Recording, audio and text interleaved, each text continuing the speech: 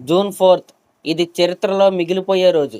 ఎందుకంటే రామ్ చరణ్ గారి గట్స్కే box office గులామైన రోజు. ఎందుకంటే ఒక స్టార్ హీరో క్లైమాక్స్ అంటే దాంట్లో ఒక పెద్ద ఫైట్ పెట్టి పెద్ద పెద్ద బీజిఎం పెట్టి, అంటే అప్పటి వరకు సినిమా పడుకున్నా సరే క్లైమాక్స్లో పెద్ద పెద్ద ఫైట్లు పెట్టేసి ఉన్నట్టుండి ఒక పెద్ద ట్విస్ట్ పెట్టేసి పార్ట్ 2కి లీడ్ ఇచ్చేసి అలా ఎండ్ చేయటం కాకుండా ఒక ఎమోషనల్గా కూడా సినిమాని ఎండ్ చేయొచ్చు.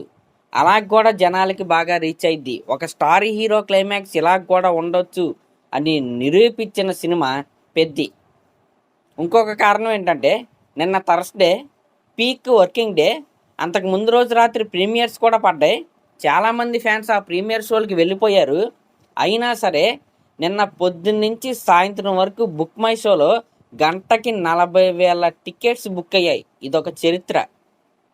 రీసెంట్గా ఆ 40,000 మార్కు దాటిన సినిమాలు ఏంటో తెలుసా? మన తెలుగులో పుష్ప 2, కల్కి, అంతే.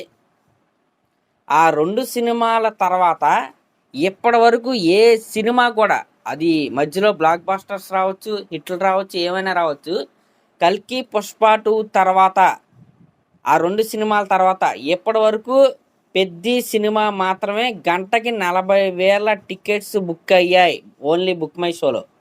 ఇదొక చరిత్ర. అందుకే జూన్ 4 అనేది ఒక చరిత్రలో మిగిలిపోయే రోజని నేనైతే చెప్పాను. ఇవన్నీ దాటుకుని పెద్దిగాడి డే 1 ఎంత కొట్టాడో తెలుసా? అక్షరాల 135 కోట్ల గ్రాస్ అయితే పెద్దిగాడైతే కలెక్ట్ చేశాడు. ఇది నిజంగా పీపుల్స్ విక్టరీ అనే నేనైతే చెప్తాను. ఖచ్చితంగా ఇది జనాలు విజయవంతం చేసిన సినిమానే, దీంట్లో ఎటువంటి డౌట్ అయితే లేదు. మీరు చూసుకుంటే ఒకవేళ నిన్నేమైనా చూడని వాళ్ళు వెళ్ళారు కాబట్టి 40,000 మార్కు టచ్ అయిందని మీరు అనుకోవచ్చు. ప్రజెంట్ ఈ వీడియో చేసే టైంకి కూడా బుక్ మై షోలో గంటకి 20,000కి పైగా టికెట్స్ అయితే బుక్ అవుతున్నాయి. ఇంతకంటే నిదర్శనం ఏం కావాలి?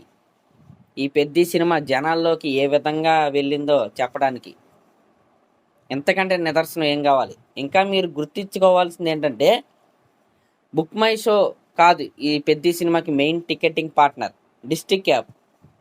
అయినా సరే బుక్ మై షోలో ఈరోజు peak working day, next Thursday తర్వాత ఫ్రైడే ఇంకొక పీక్ వర్కింగ్ డే. ఆ రోజు కూడా గంటకి 20,000 టికెట్స్ బుక్ అవుతున్నాయి అంటే మీరే అర్థం చేసుకోండి ఏ రేంజ్లో ఉందో ఊపు. డే 2 బుకింగ్స్ కూడా సూపర్గా ఉన్నాయి, సూపర్ అనమాట.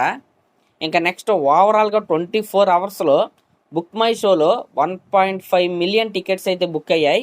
డిస్ట్రిక్ట్ యాప్లో 1.4 మిలియన్ టికెట్స్ అయితే బుక్ అయ్యాయి. టోటల్గా ప్రీమియర్స్ ప్లస్ డే 1 కలుపుకొని 2.9 మిలియన్ టికెట్స్ అయితే పెద్ద సినిమాకి అయితే బుక్ అయ్యాయి. ఇంకా ఈ కలెక్షన్స్ ఎవరైనా ఫేక్ అంటే మీరే కంపేర్ చేసుకోండి. డే 1 2.9 మిలియన్ టికెట్స్ బుక్ అయ్యాయి, గంటకి 40,000 టికెట్స్ బుక్ అయ్యాయి. నిన్న ఈ రోజుకి గంటకి 20,000 టికెట్స్ బుక్ అవుతున్నాయి. ఇంకా ఫేక్ అని ఏడిస్తే మీ ఏడుపు మీ ఎదుగుదల అంటారు కదా, అదే మీ ఏడిపే మా ఎదుగుదల అంటారు కదా. ఇంకా అలాంటి పోస్టర్ అయితే పెద్ద సినిమా టీం అయితే దింపేయచ్చు, డైరెక్ట్గా దింపేయచ్చు. ఎందుకంటే ఏడ్చే వాళ్ళు ఏడుస్తూనే ఉంటారు, సినిమా ఆడుతూనే ఉంటుంది కాబట్టి. ఇక్కడ ఈ పెద్ద సినిమాకి 2 ఏడుపులు అయితే మనం అయితే వింటాం.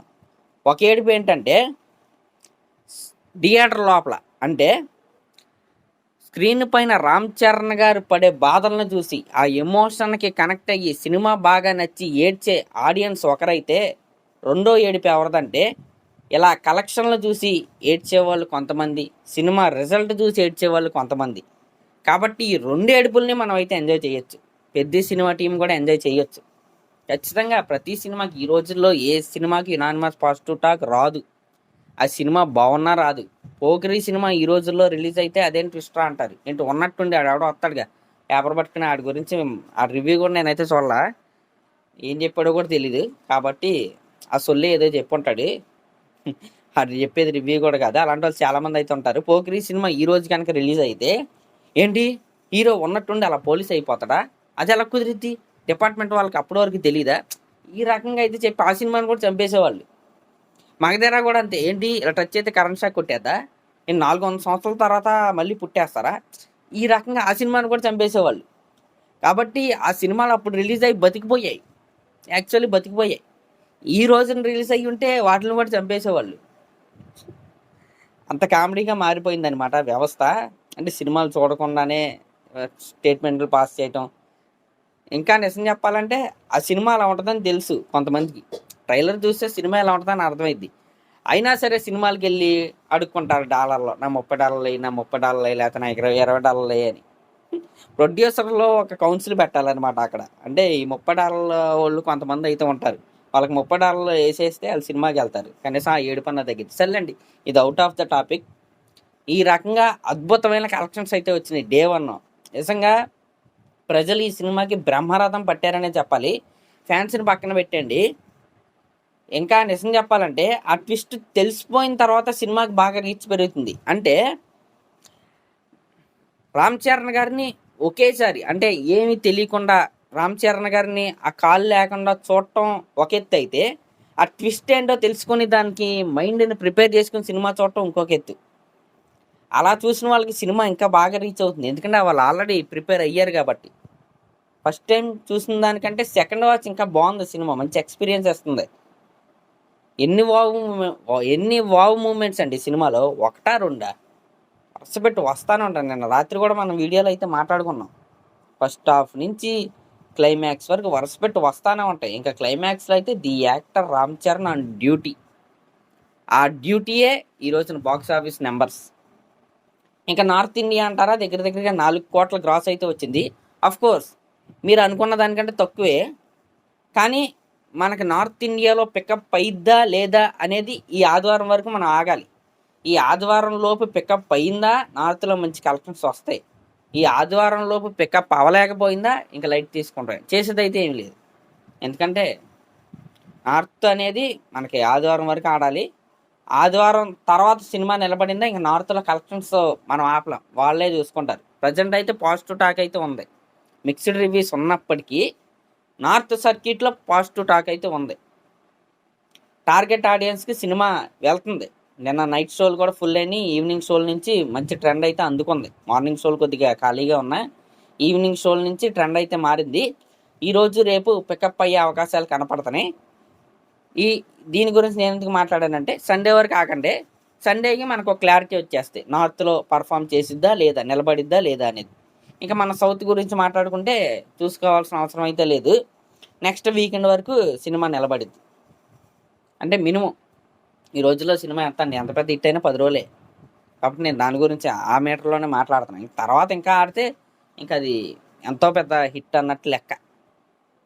కానీ ఫ్యామిలీస్ కదిలిస్తున్నాడు. సినిమాని చూసే వాళ్ళ గుండెని కదిలిస్తున్నాడు పెద్దిగాడు. రైటింగ్ ఇంకొద్దిగా బాగుండుంటే, ఆ సెటప్ ఇంకొద్దిగా బాగుండుంటే ఇంకా పిచ్చకపోయేవాళ్ళు సినిమా చూసి. యాక్చువల్లీ జనాలు అక్కడ కొద్దిగా బుచ్చిబాబు గారు ఒక 80% పాస్ అయ్యాడు, 20% కొద్దిగా ఫెయిల్ అయ్యాడు. ఎడిటర్ అయితే బుచ్చిబాబు గారిని ఆ 20% ఫెయిల్ చేసింది ఎడిటరే. ఆ ఎడిటర్ ఇంకొద్దిగా బాగా పనితనం చూపించుంటే ఇంకా పెద్ద రిజల్ట్ వచ్చేది. ఎనీవే, ఏదైనా సరే despite of all the arts ఎంతో నెగిటివిటీని తట్టుకొని ప్రజలే ఈ సినిమాని ఈ రోజున ఎలా నిలబెట్టారు. డే 1 అక్షరాల 135 కోట్ల మార్క్ అయితే ఈ పెద్ద సినిమాకి అయితే ఇచ్చారు. ఇంకా డే 2 కూడా అద్భుతమైన బుకింగ్స్ అయితే మనకైతే కనపడుతున్నాయి. ఇంక ఈ సినిమాని ఎవరూ ఆపలేరు. ఈ సినిమా రన్ ఎన్ని రోజులు ఉంటుంది అనేది మనం అయితే వెయిట్ చేసి అయితే చూడాలి. ఖచ్చితంగా లాంగ్ రన్ ఉంటుందని నేనైతే అనుకుంటున్నా. ఓవర్సీస్లో కూడా 2 మిలియన్ మార్క్ అయితే టచ్ అయిపోయింది.